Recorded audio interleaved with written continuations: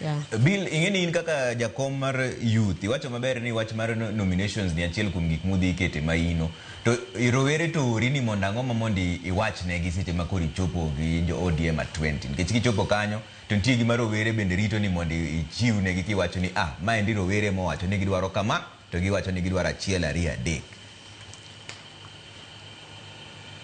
Mokuongo achak gi wach Raila wacho wach moro kanyo ne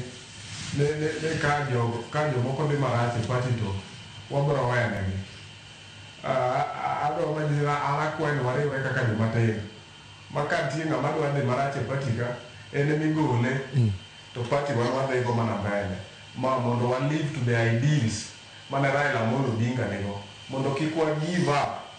e gima ne Raila Amolo Odinga ochako nyaka wachop giko nyaka wachop Kanaan kaka ne Raila Amolo Odinga nyisowa ni nyaka wadhi kata koonge to wadhi nyaka wachopi. Mana kaka nanyisi number 1 on the list en mar nominations. There is a very big problem and there is a very big concern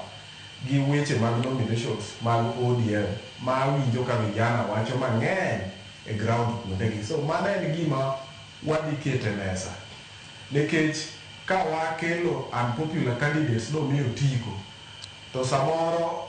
ibro yombgi asto iyudo ka kamoro nitiere gavana ma party moro or MP ma party moro wadwa ni jomo yier te obed jo ODM kendo wadwa ni ODM obed gi members mang'eny. Mar ariyo elected leaders mang'eny. Mar ariyo giywago maisha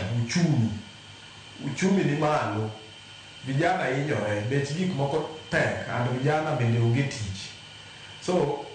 vijana ywak kendo ginyigan ote man ni kachopo Mombasa to mondo adhi awach ne party leader marwa ni ka gibet gi ker to mondo ong'i ane weche mag uchumi ong'i ane weche mag unemployment nikech vijana mang'eny onge tije mwalo kacha. Nitiere kata mana weche kata mana manokel mar nyota cha. There are so many concerns even kata mana ni to ere kaka ne giselect joma gimiyo pesa mani chiwo nikech vijana mang'eny king'iyo iyudo ni romo gi gima tin sana mawacho kata noyudo pesa majority onge be gikia kata to gini nitime nang'o kata mobedo applied nang'o.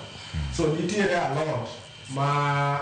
orwa mar mondo wawachi to kendo giwacho ni gisupport tendo Buru Odinga kaka party leader marwa mar ODM to kod